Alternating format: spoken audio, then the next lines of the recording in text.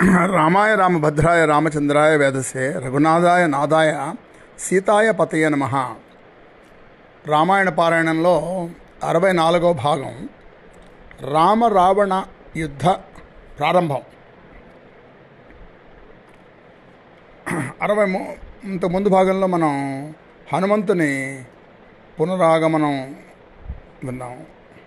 ఆ పునరాగమనంలో ఒక మహోత్తరమైన సన్నివేశం, శ్రీరాముడు నాకు ఇంత మంచి వార్త తీసుకొచ్చావు, సీత క్షేమంగా ఉందని, దాంతో రఘుకులాన్ని నువ్వు రక్షించావు, ఆ వార్త వినకపోతే నేను ఉండేవాడిని కాదు, నేను లేకపోతే లక్ష్మణుడు ఉండేవాడు కాదు, అవి విన్ని అయోధ్య ప్రజలు వాళ్ళందరూ ఎలా ఉండేవాడో తెలియదు, అందువల్ల నువ్వు చాలా రఘుకులానికి సేవ చేసావు, రక్షించావు అని చెప్పి, నేను నీకు ఏమి ఇవ్వను అని చెప్పి ఆయన శ్రీరాముడు కరుణాపయోనిధి తన పరిష్వంగం కౌగిలింతతో ఆయన్ని హనుమంతుడిని సన్మానించారు. అది చాలా మహోన్నతమైన సన్నివేశం. అది అయిన తర్వాత యుద్ధకాండ మొదలవుతుంది. మనం ఇవాళ నుంచి యుద్ధకాండ మనం మొదలుపెట్టాం. యుద్ధకాండలో చాలా సన్నివేశాలు మనకి గగురుపడిచేవి ఉంటాయి. రావణ యుద్ధాన్ని వాల్మీకి నేను ఏ యుద్ధంతోనూ పోల్చలేను, రావణ యుద్ధానికి పోలిక రావణ యుద్ధమే అని చెప్పి అన్నారు. అందువల్ల అది మనం యుద్ధకాండలో మనం ప్రమోట్ చేసుకుందాం. ఇలాగా హనుమంతుడిని కి సన్మానం చేసిన తర్వాత రాముడు లక్ష్మణుడితో శకునాలు చాలా బాగున్నాయి, మనం అందువల్ల మన యుద్ధానికి మనం మొదలు పెట్టచ్చు అని చెప్పి శ్రీరాముడు చెప్పి ఒక దీర్ఘ ఆలోచనలో పడ్డట. ఆ దీర్ఘ ఆలోచన ఏంటంటే, మనం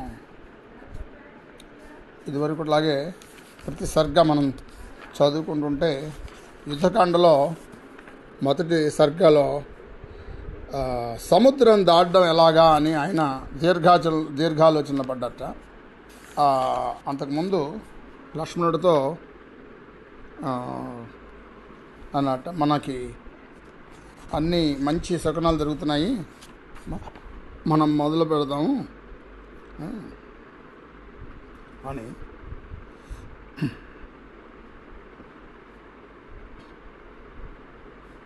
సో ఆయన ఎప్పుడైతే దీర్ఘాలోచనలో పడ్డాడో అప్పుడు సుగ్రీవుడు, మరి మిత్రుడు కదా, మిత్రధర్మం నిర్వర్తిస్తూ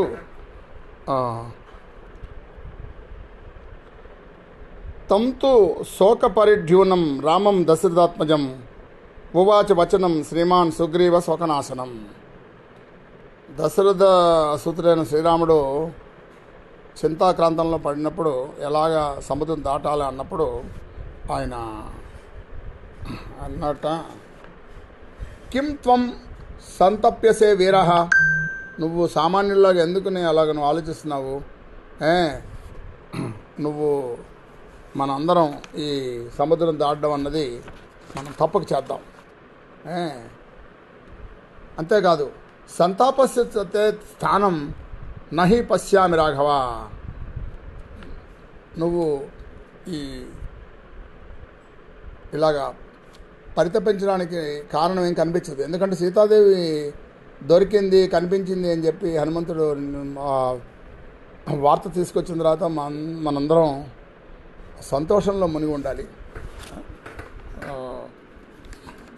కనిపించని సీతాదేవిని వెతకడం కష్టం, కానీ కనిపించే సముద్రాన్ని దాటడం అంత కష్టం కాదు అని చెప్పి ధైర్యం కలిగేశాడు. ఈ సమయంలో పురుషస్య హి లోకేస్మిన్ శోక శౌర్య అపకర్షణ, మనకి కష్టాలు వచ్చినప్పుడే మనిషికి ధైర్యం ఉండాలి, మామూలప్పుడు ధైర్యం ఉండే లాభం ఏంటి అని చెప్పి ఆయన చెప్పాడు. కానీ ధైర్యం వదలొద్దు అని చెప్పాడు, కానీ ఎలా మనం దాటుతామన్నది చెప్పలేదు. తప్పకుండా మనం దాటుతాము అన్న చెప్పాడు. ఏ, అప్పుడు రాముడు ఏమంటాడంటే హనుమంతుడితో, నువ్వు లంక గురించి నాకు ఆయన ఆ వైభవాన్ని చెప్పు. తపసా సేతుబంధేన సాగరచ్ఛేషణనవా సర్వదా సుసమర్థోస్మి సాగరస్య లంఘనే. సాగరం దాటడానికి నా తప ప్రభావాన్ని ఉపయోగిస్తాను, లేదా నా విలువిద్య యొక్క శక్తిని ఉపయోగిస్తాను. ఎలాగో అలాగా మనం ఆ సాగరాన్ని దాటుతున్నామని అనుకుని అక్కడ ఈ లంక ఎలా ఉందో నాకు చెప్పు అంటాడు. అంటే అప్పుడు ఆయన లంకావాసులందరూ చాలా ఆనందంగా ఉన్నారు. హృష్ట ప్రముదిత లంక మత్త ద్వీపమాకుల, ఆ ద్వీపంలో ఉన్న అందులో అందరూ ప్రజలందరూ చాలా సంతోషంగా ఉన్నారు. అంతేకాదు వాళ్ళు ధనధాన్యాల్లో మునుగుతున్నారు.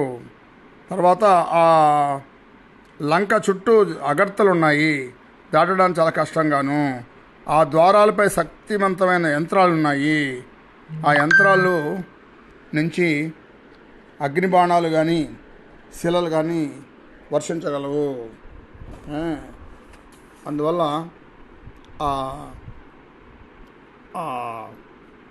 యంత్రాలు ఉన్నాయి అగాధాల మీద.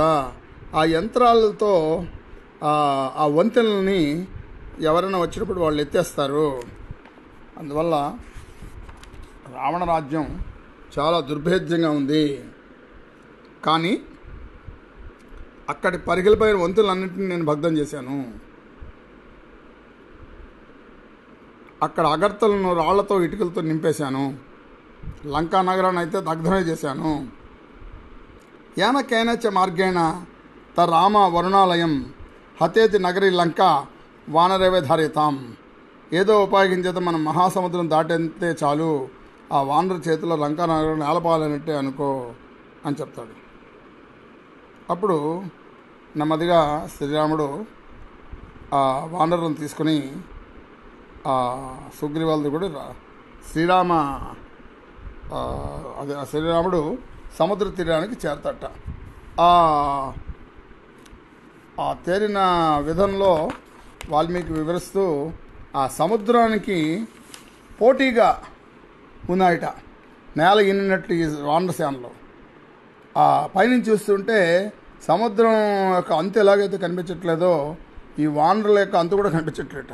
వచ్చిన వాళ్ళు వస్తున్నారట, లేని వాళ్ళందరూ అక్కడికే వచ్చేసిన వాళ్ళందరూ ఒక చోటకు ఉన్నారట. అప్పుడు రాముడు అన్నట్ట, నాకు 3 రోజులు సమయం ఇవ్వండి, నేను ఈ 3 రోజుల్లో ఈ సముద్రాన్ని దాటే ఉపాయాన్ని చేస్తాను అని ఆయన సముద్రం పక్కన దర్భలు పరుచుకొని ఆ దర్భల మీద పడుకున్నట్టు. ఆయన పడుకుని ఆ సముద్రం గురించి ఆయన తపస్సు చేశాట. ఇదిలా ఉండగా అక్కడ రావణాసురుడు అంటే ఇప్పుడు ఎలాగైతే హనుమంతుడు వచ్చాడు అంటే ఆయన శిక్షిద్దాం అనుకుంటే శిక్ష పడకుండా లంకని దహనం చేసేసి ఆయన వెళ్ళిపోయినప్పుడు హనుమంతుడు అమ్మో ఈ వానరుడు సామాన్యుడు కాదు అని ఆయనకే కాక రావణాసుడికే కాక మొత్తం లంకాపల్లి వాసులు అందరికీ తెలిసిందిట. ఒక్క కోతి వచ్చి ఇన్ని పనులు చేస్తే మరి మిగతా సేన వస్తే ఎలా ఉంటుంది అని ఒక భయం పట్టుకుంది అందరికీ. అందువల్ల రావణాసుడు అందరిని పిలిచి మీరు మనం ఏం చేద్దామో చెప్పండి అని ఒక సమాలోచన సభని పెట్టారట. సచివులతో ఆయన మాట్లాడుతుంటే రావణ్ణి మంత్రాంగం కంటే ముందే విభీషణుడు రావణాసురుడు తన అన్న యొక్క భవనానికి వెళ్ళేట్ల. భవనానికి వెళ్ళి అంటే ఒక ఎవరు మాట్లాడకుండా ఎవరు చూడకుండా ఉన్నప్పుడు ఆయన దగ్గరికి వెళ్ళి తను పర్సనల్గా చెప్పేట, ఇది మంచిది కాదు మనకి, ఎందుకనే మంచి సీతను ఇచ్చేస్తే మంచిది అన్నట్ట. అంటే అప్పుడు రావణాసురుడు అంటే తన తమ్ముడితో మాట్లాడకుండా నేను సభని పిలిచాను అని చెప్పేట. అప్పుడు ఆ సభలో అందరూ వచ్చిన వాళ్ళందరూ రాక్షసులందరూ వచ్చారట. ప్రహస్తుడు ఆయన సేనాధ్యక్షుట. ఆ ప్రహస్తుడు అన్నట్ట, మనం తప్పకుండా రాముడి సేనల్ని మనం ఓడించవచ్చు. ఎందుకంటే దేవతలు, తర్వాత దానవులు, తర్వాత యక్షులు, గంధర్వులు, కింపురుషులు అందరూ మనతో ఓడిపోయారు. మానవులతో మనం యుద్ధం ఎందుకు వెళ్ళలేదంటే వాళ్ళు మన దాటికి ఆగలేరు అన్న ఉద్దేశంలో. అందువల్ల మనం కంగారు పడక్కర్లేదు అన్నట్టు. అలా అంటే విభీషణుడు రాముని పరాక్రమానికి చెప్పి ఏమన్నాడంటే, నువ్వు అనుకున్నంత తేలికైంది కాదు, రాముడు ఒక బాణంతోనే మారీచుడిని కొన్ని యోజనాల దూరం పంపించాట. అలాగే మనకి చాలా బలవంతులైన వాలిని ఒక్క బాణంతో కూల్చాట. సో అందువల్ల నువ్వు రాముడిని తక్కువగా అంచనా వేయద్దు అని చెప్పాట. అప్పుడు కుంభకర్ణుడు అన్నట్ట, నువ్వు గతశల సేతుబంధన ఎందుకు చేస్తున్నావు?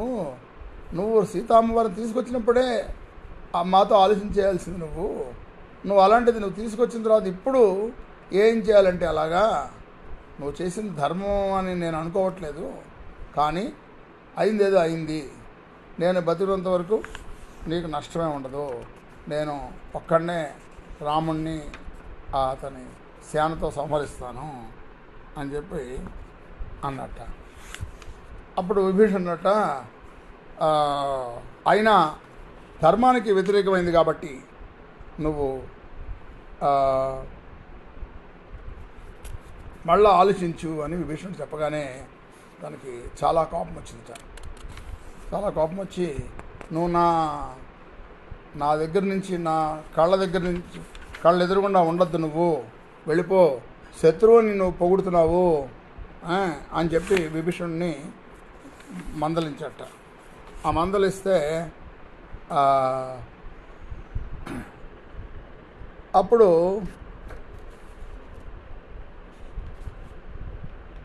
మహాపార్షుడు అన్నవాడు అన్నట్ట, మన దేశంలోనే మన రాజ్యంలోనే ఉన్న సీతని నువ్వు ఇంకోళ్ళు ఎవరిని అడగాల్సిన అవసరం లేదు, నువ్వు నీ ఇష్టం వచ్చినట్టు చేయొచ్చు అని చెప్పాట.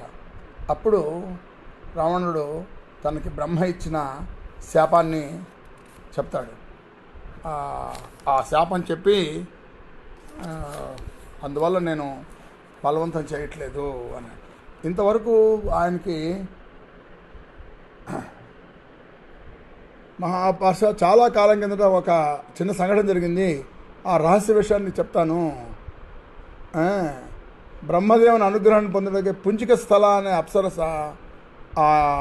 అదేంటి నన్ను భయపడి ఆ మబ్బుల చాటుకు వెళ్ళింది. నేను ఆ స్త్రీని బలవంతంగా అనుభవించాను. అప్పుడు బ్రహ్మదేవుని భవనానికి చేరి అప్పటి ఆమె స్థితి వల్ల బ్రహ్మ నాతో, నువ్వు పరస్త్రీని బలవంతంగా అనుభవిస్తే వెంటనే నీ శిరస్సు 100 ఒక్కలవడ తథ్యం అని చెప్పారు. ఆ బ్రహ్మదేవుడి దానికి నేను భయపడి ఈ పని చేస్తున్నాను అని చెప్పాడు. సో అప్పుడు ఏం చేశారంటే విభీషణుడు రావణుడితోనూ ప్రహసనతోనూ హితమైన మాటలు చెప్పడం మొదలు పెడతాడు. మీరు ఇలా చేయకూడదు అది. అప్పుడు ఇంకా కోపం వచ్చి రావణాసురుడు తన తమ్ముడిని రాజభాస్కరం చేస్తాడు. సో నువ్వు నా ఎదురుగుండా శత్రువుని పొగుడుతున్నావు కాబట్టి నువ్వు నాకు శత్రువు కింద నేను లెక్కేస్తున్నాను నిన్ను. సో ఈ ఇది అయ్యే సమయానికి రాముడు అక్కడ ఆ 3 రోజులు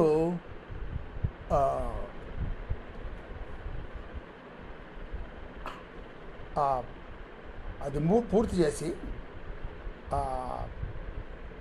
తపస్సు పూర్తి చేసి ఆయన ఉపవాసం ఉంటాడు. ఆ సమయంలో విభీషణుడు ఆకాశం నుంచి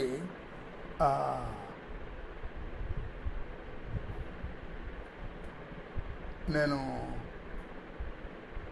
రావణాసురుడి తమ్ముడిని, నా పేరు విభీషణుడు, నేను శ్రీరాముని చరణచొచ్చుటగా వచ్చాను అని చెప్తాట. అప్పుడు ఆయనకి ఆ ఆశ్రమం ఇవ్వడానికి మిగతా వాళ్ళందరినీ ఆయన అభిప్రాయం అడిగినప్పుడు సుగ్రీవాదులు వాళ్ళ అభిప్రాయాలు చెప్తారు. ఆ అభిప్రాయాలు ఏమేమి చెప్పారు, హనుమంతుడు ఏం చెప్పారు, అవన్నీ మనం సహేతుకంగా తర్వాత వివరంగా మనం తెలుసుకుందాం. అందువల్ల ఈ సర్గలో మనం నేర్చుకున్నది ఏంటంటే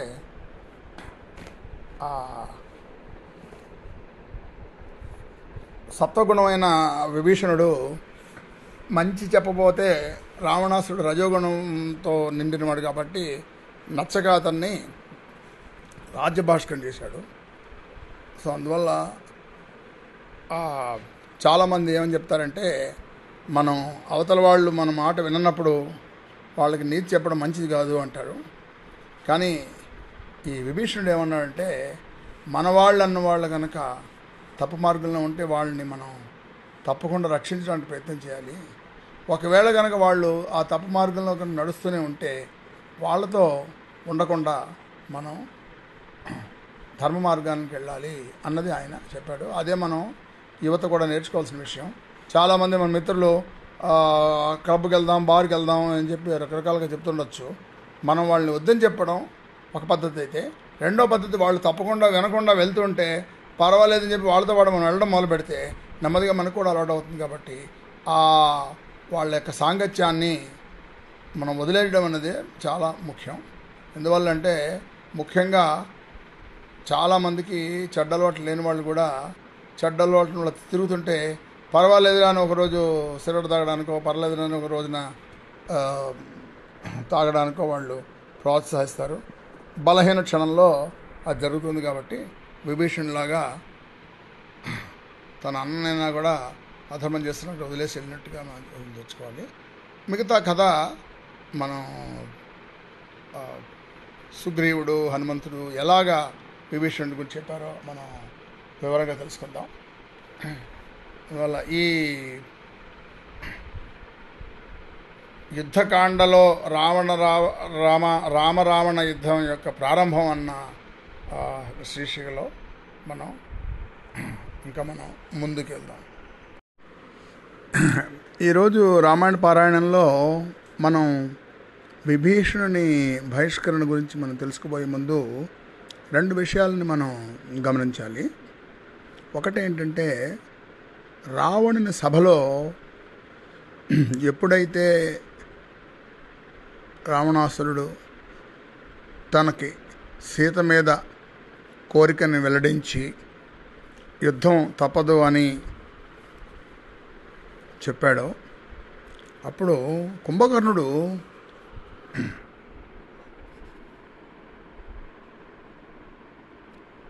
కోపం వచ్చినప్పుడు తస్య కామ పరీతస్య నిశమ్య పరిదేవితం కుంభకర్ణ ప్రచు క్రోధవచనం చే అబ్రవేత్. ఆయన క్రోధంతో ఏమన్నాడంటే, నువ్వు రామలక్ష్మణులను వంచి వారి ఆశ్రమం నుండి సీతాదేవిని అపహరించి వచ్చినప్పుడే మమ్మల్ని సంప్రదించి ఉండాల్సింది. కానీ ఇప్పుడు నువ్వు అడగడం అన్నది సర్వమే తన్మహారాజా కృతమ ప్రతిమం విధీయేత సహాస్మాభి అదావేవస్య కర్మణః. అంటే నువ్వు నీరంతయు ప్రవహించిన తర్వాత అడ్డకట్ట వేయడంలా కదా, వృధా కదా, గతజల సేతుబంధనం అంటారు. అందువల్ల ఏ పశ్చాత్ పూర్వకార్యాన్ని కర్మణ్యాచి వికర్షతి. నువ్వు ఎప్పుడైతే ఇలాగా ఆలోచించకుండా వ్యవహారం చేస్తావో అది శత్రువులకి చాలా సులభంగా నిన్ను తప్పుపడడానికి అవకాశం ఉంటుంది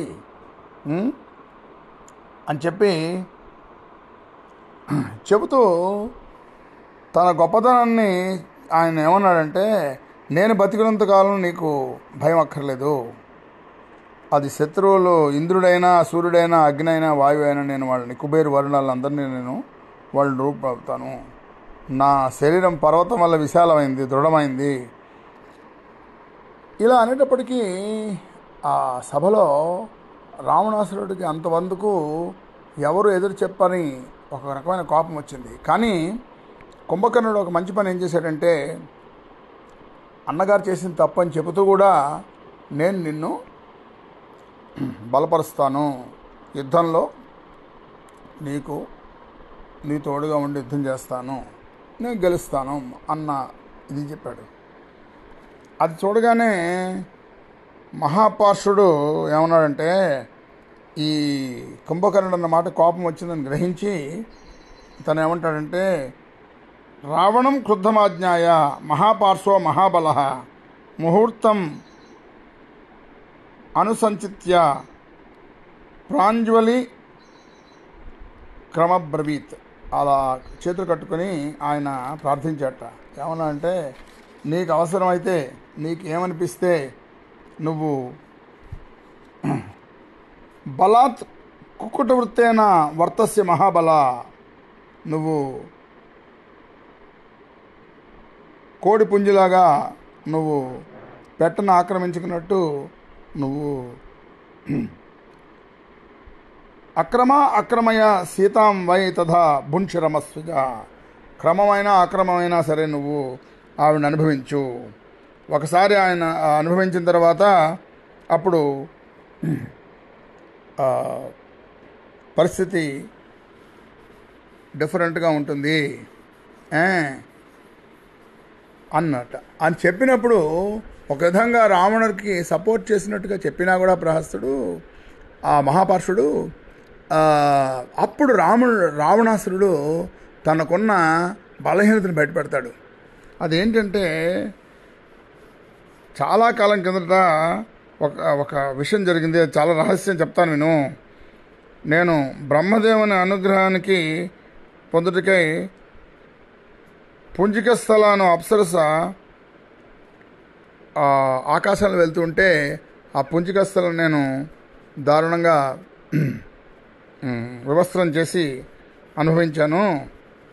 అప్పుడు ఆవిడ బ్రహ్మదేవుడికి వెళ్ళి మొరపెట్టుకుంటే బ్రహ్మదేవుడు, ఎవరినైనా నువ్వు పరస్త్రీని బలవంతంగా అనుభవిస్తే నీ శిరస్సు 3 ఓకలవుతుంది అని చెప్పారు.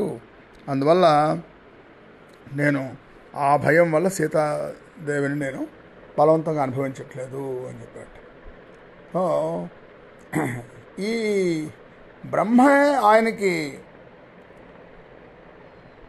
వరాలు ఇచ్చాడు, బ్రహ్మే ఆయన్ని శపించాడు కూడా. దీనివల్ల ఏంటంటే, ఒక విధంగా పరస్త్రీని అపహరించడం అనుభవించడం అన్నది అతనికి రావణాసురుడికి అలవాటుగానే ఉంది. సో అందువల్ల తను ఏమనుకున్నాడంటే, సీతని అపహరించిన తర్వాత సీతను అలాగ లొంగ తీసుకుందాం అనుకున్నాడు. అది కుదరలేదు. ఇప్పుడు దీనివల్ల ఏమైంది, యుద్ధం అన్నది తప్పక పరిస్థితి వచ్చింది. తన ముందు యుద్ధాన్ని చెయ్యకుండా వదిలిపెడదామని చెప్పి సీతను తీసుకొచ్చాడు. తన కోపం ఉంది, తన సోదరికి జరిగిన అవమానానికి, శూర్పణఖకి జరిగిన అవమానానికి ప్రతీకారం తీర్చుకోవాలి. అలా అని రాముడితో యుద్ధం చేయకూడదు. ఎందుకంటే మారీచుడు చెప్తాడు రాముడు చాలా బలవంతుడు అని తనకు తెలుసు. సో ఆయన అందువల్ల ఏం చేశాడు, అపహరించడం ఎందుకు తీసుకొచ్చాడంటే, నిజంగా చెప్పాలంటే రాముడికి భయపడే ఆ పని చేశాడని మనం అనుకోవాలి. రెండోది ఏమనుకోవాలంటే, ఒక ఆశపడ్డాడు, తీసుకొచ్చిన తర్వాత సీత ఒప్పుకుంటే అనుభవించవచ్చు అన్న ఆశ. ఈ రెండింటి వల్ల తను అపహరించి తీసుకొచ్చాడు. ఒక విధంగా చెప్పాలంటే అందితే జుట్టు అందకపోతే కాళ్ళు అనే పరిస్థితి అన్నమాట అది. ఎప్పుడైతే కుంభకర్ణుడు తనని ఒక విధంగా చెప్పాలంటే పరాభవించినట్టే అయింది. నువ్వు ఎందుకు తీసుకొచ్చావు, నాతో చెప్పకుండా ఎందుకు తీసుకొచ్చావు, ఇప్పుడు ఎందుకు మాట్లాడుతున్నావు అన్న దానికి అప్పుడు ప్రహస్తుడు ఎప్పుడైతే నువ్వు అనుభవించు అని చెప్పాడో అతనికి నిజం చెప్పక తప్పలేదు. ఈ సమయంలో విభీషణుడు ఏం చేస్తాడంటే ప్రహస్తుడికి ఒక హితవు చెప్తాడు. నువ్వు చాలా పొరపాటు చేస్తున్నావు, నువ్వు ఒక మహాసర్పం లాంటి సీతాదేవి, అనవసరంగా మనం శత్రువుతో మనం శత్రుత్వం తెచ్చుకోవడం అన్నది జరుగుతుంది. ఇప్పుడు కనుక సీతాన్ని కనుక వాళ్ళకి ఇచ్చేస్తే, శరణు వేడితే మనం రాక్షస కులం బతుకుతుంది. అంతేకాదు మనం అందరం బతుకుతాము. ఇక్కడే మిగతా రాక్షసులకేను విభీషణుడికి తేడా. ఆ మహాపార్షుడికి కానీ కుంభకర్ణుడికి కానీ వాళ్ళందరికీ రావణాసుడికి కూడా వాళ్ళు చేసిన పొరపాటుని తెలుసు, విభీషణుడికి తెలుసు. కానీ విభీషణుడు ఏమన్నాడంటే మనది అధర్మం కాబట్టి మనం రాముడికి మనం శరణ పొందాలి, లేదా రాముడు అసలైన వీరుడు కాబట్టి ఆ రాముడు వైపు ధర్మం కూడా ఉంది కాబట్టి మనం అతనితో యుద్ధం చేయకూడదు, మన రాక్షసులను మనం రక్షించుకుందామని చెప్పాడు. వీళ్ళందరూ ఏంటంటే గర్వంతో మనం తప్పకుండా గెలుస్తాము అనుకున్నారు. అంటే ఏంటి, మనం గెలిచే మాటైతే అధర్మం చేసినా పర్వాలేదు అన్న పరిస్థితిలో రావణుడు మిగతా రాక్షసులు ఉన్నారు. కుంభకర్ణుడు ఒక విధంగా చెప్పాలంటే అధర్మం చేయకూడదు, కానీ చేసిన తర్వాత ప్రాణం పోయినా పర్వాలేదు, మనం తప్పకుండా మనం రక్షించుకోవచ్చు, మనం గెలుచు అని అన్నాడు. విభీషణుడు అధర్మానికి తల వగ్గలేదు. సో అందువల్ల ఈ రావణాసురుడి సభలో ఒక విధంగా అధర్మం ధర్మం గురించి విభీషణుడు మాట్లాడితే మనం గెలుస్తామా లేదా అని మిగతా రాక్షసులు మాట్లాడారు. అప్పుడు ఇంద్రజిత్తు ఎలాగైతే ఇంద్రుడిని గెలిచాడు కాబట్టి అతనికి కోపం వచ్చింట. నువ్వు ఓ పెనతండ్రి, నువ్వు పిరికివాడిలా ఉన్నావు అని చెప్పి అన్నాడు. అక్కడ విభీషణుడు ఎప్పుడైతే తన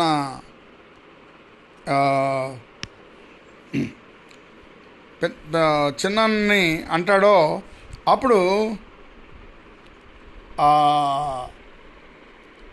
సభలో డిస్కషన్ ఎలా అయిందంటే మనం గెలుస్తామా రాముడు గెలుస్తాడా అన్నది అయిపోయింది. మామూలుగా ఏమనాలి, ధర్మమా అధర్మమా అన్న చర్చ జరగాలి. సో నువ్వు పిరికివాడివి, అందువల్ల నువ్వు ఇలా చేస్తున్నావు అని చెప్పి ఎప్పుడైతే ఆయన చెప్పాడో అప్పుడు విభీషణుడు అంటాడు, నాయన నువ్వు ఇంకా బాలుడివి, యుద్ధాల్లో జయాపజయాలు మనం చెప్పలేము, తర్వాత నీకు అకర్తవ్యాలు నిర్ణయించే శక్తి లేదు, దీనివల్ల రావణునికి వినాశమే కాదు మన అందరికీ కూడా వినాశనం వస్తుంది, రాక్షస కులానికి కూడా చెడ్డ పేరు వస్తుంది. మన కులం నాశనం అవడం ఒకటైతే, మనం ఇలా ఎప్పుడైతే ఇంద్రజిత్తు నిన్ను మూఢుడువు, నీవు వినయం లేనివాడివి, క్రూర స్వభావం గలవాడు, తెలితొక్కువాడువు ఇలా అని చెప్పాడో, శ్రీరాముని బాణాలు బ్రహ్మదండాల్లో ఉంటాయి అని చెప్పినప్పుడు అప్పుడు రావణాసురుడు విభీషణుని తీవ్రంగా ఆయన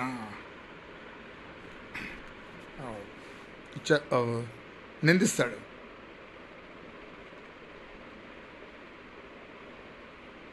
సో ఏమని చెప్తారంటే, ఆత్మీయులుగా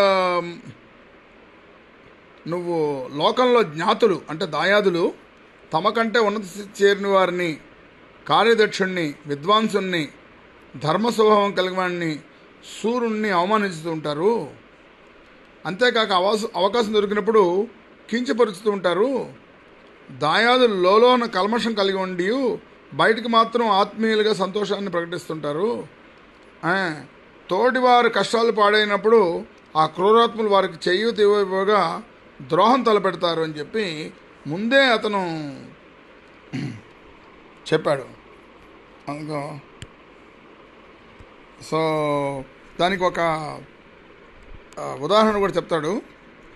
పూర్వం ఒక పద్మవనంలో ఏనుగులు తమను బంధిస్తానికి వచ్చిన నరులను చూసి చెప్పాయి. అవి ఏంటంటే, మేము ఈ పాశాలను తప్పించుకుంటే చాలు, మిగతా వాళ్ళు ఉన్నా పర్వాలేదు అని చెప్పి, అందువల్ల స్వార్థపరులు నిర్దయులు అయిన జ్ఞాతులు మాత్రం భయపడక తప్పదు, శస్త్రాలు కానీ ఏమైనా పర్వాలేదు అని చెప్పి ఆ ఏనుగులు అన్నాయిట. అందువల్ల సో ఆయన చెప్పారు ఏంటంటే, బ్రాహ్మణ సాహచర్యం వల్ల ఇంద్రియ నిగ్రహం వస్తుంది, స్త్రీల దర్శనం వల్ల చంచలత్వం కలుగుతుంది, జ్ఞాతుల వల్ల భయం కలుగుతుంది అని ఆయన ఒక థియరీ చెప్పాడు అనమాట. అందువల్ల ఎవరైతే డిసిప్లిన్డ్గా క్రమశిక్షణతో ఉంటారో, కష్టాలను సహిస్తూ ఉంటారో, అలాంటి బ్రాహ్మణులను చూసినప్పుడు మనకి ఇంద్రియ నిగ్రహం వస్తుందట. స్త్రీలను చూసినప్పుడేమో చంచలత్వం వస్తుందట, జ్ఞాతులను చూసినప్పుడు భయం వస్తుందట. అందువల్ల నువ్వు అన్ని లోకాల్లో, నేను ఇన్ని లోకాల్లో గౌరవాలు పొందినవాడిని, ఇంత ఐశ్వర్యం ఉన్నవాడిని, అలాంటి నన్ను నువ్వు ఇలాగ అంటావా? అసలు నువ్వు కులానికి చీడపురుగు లాంటివి, రాక్షస కులంలో చెడబుట్టావు, నువ్వు కనుక ఇంకెవరైనా కనుక ఈ మాట ఉంటే నేను వాళ్ళ ప్రాణాలు తీసుండేవాడిని, నువ్వు తమ్ముడు ఎందుకు బతికిపోయావు అని భావించి అనేటప్పటికీ వెంటనే విభీషణుడు నేను ఇక్కడ ఉండడం తగదు అని భావించి గదను చేబూని ఆకాశం ఎగిరేట. అతనితో పాటు 4 మంత్రులు కూడా ఆకాశం ఎగిరేట. వాళ్ళు ఎగిరి ఎకాఎకి తను రాముడున్న ప్రదేశానికి చెట్ట. అప్పటికి ఇంకా రాముడు సముద్రం దాటలేదు, ఇవతల పక్కనే ఉన్నారు. అంటే సముద్రం దాటి ఆయన ఆకాశ మార్గంలో వచ్చి ఈ రాముడి యొక్క శరణం పొందుతాడు. ఇప్పుడు మనం నెక్స్ట్ భాగంలో ఆ విభీషణుడి శరణం, దాని గురించి సుగ్రీవుడు వాళ్ళందరూ మాట్లాడింది, హనుమంతుడు ఏమన్నాడు, అవన్నీ మనం 65వ భాగంలో విభీషణ శరణాగతి అని మనం చదువుకుందాం. సో ఈ దీంతో 64వ భాగం పూర్తవుతుంది. మనం ఇవాళ నేర్చుకోవాల్సింది ఏంటంటే, రాక్షస సభలో ధర్మం గురించి అధర్మం గురించి చర్చ జరగలేదు. ఆ చర్చ జరిగిన విభీషణుడిని అవమానించాడు రావణాసురుడు. కుంభకర్ణుడు చివరికి వాళ్ళ అన్నని సమర్థించాడు. ఇంద్రజిత్ అయితే మాత్రం వాళ్ళ బాబాయిని, ఆ చిన్నాన్నని అవమానించాడు. తో ఎప్పుడైతే నువ్వు కాక ఇంకెవరైనా నేనైతే చంపేసి ఉండేవాడిని అని అన్నాడు, ఇంక విభీషణుడు ఉండక వెళ్ళిపోయాడు. ఆయన ద్రోహం చేయకుండా ముందే రావణాసురుడు నువ్వు ద్రోహివి అని చెప్పడం వలన ఆయనకి ఒక మార్గం ఇచ్చినట్టు కనిపించింది నాకు. రెండోది ఏంటంటే, ఆయన సత్వగుణం ఉన్నాడు కాబట్టి కనీసం మన రాక్షస జాతిని అధర్మ మార్గం నుంచి తప్పించాలి అని ఆయన ప్రయత్నం చేశాడు. అందువల్ల ఈ రావణ సభలో జరిగిన దాని గురించి మన యువత నేర్చుకోవాల్సిన విషయం ఏంటంటే, మనం ఏ పని చేసినప్పుడు రావణాసురులాగా స్వార్థాన్ని ఆలోచించకుండా మన కులం, మన వాళ్ళు అందరూ ఏమంటారు అనేది ముందు గ్రహించి వాళ్ళ సలహా తీసుకుని చేయాలి ఏదైనా పెద్ద చేసినప్పుడు. తర్వాత విభీషణులాగా మనవాళ్ళైనా కూడా మంచి ఉంటే మంచి చెప్పాలి ధైర్యంగాను. అంతేగాని నేను పొరపాటు చేశాను కాబట్టి పర్వాలేదు నేను గెలుస్తాను చేస్తాను అనుకుంది. ఇప్పుడు దొంగతనం చేసినాడు ఏమనుకుంటాడు, ఇవాళ పట్టుకోలేదు కాబట్టి రేపు పట్టుకోలేదు కాబట్టి నేను బాగానే ఉన్నాను అనుకుంటాడు.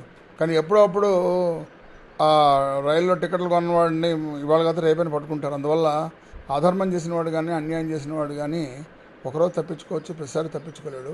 అలాగే రావణాసురుడు కూడా పుంజిక స్థలని వ్యవస్థను చేసి అనుభవించినప్పుడు ఆయనకి శాపం తగిలింది. కానీ సీతామ్మవారిని తీసుకొచ్చినప్పుడే అతనికి మరణం సంభవించింది. అందువల్ల భగవంతుడు ఎప్పుడూ మనకి ముందు ఒక ఇది ఇస్తాడు, వార్నింగ్ ఇస్తాడు. ఆ వార్నింగ్తోనే తెలుసుకోవడం మంచిది. అందువల్ల ఈ దీంతో 64వ భాగం రాముడి సముద్రం తీరానికి చేరడం, విభీషణుడి నిష్క్రమణ, ఈ రెండు మనం తెలుసుకుందాం. దీంతో మనం పూర్తి చేద్దాం. మన మంత్రం ఉంది కదా, శ్రీరామ రామ రామేతి రమే రామే మనోరమే సహస్రనామ తత్తుల్యం రామనామ వరాననే. సాయిరామ రామేతి రమే రామే మనోరమే సహస్రనామ తత్తుల్యం సాయినామ వరాననే. సో 64వ భాగం రామాయణ పారాయణంలో పూర్తి సంపూర్ణం. సాయిరామ్.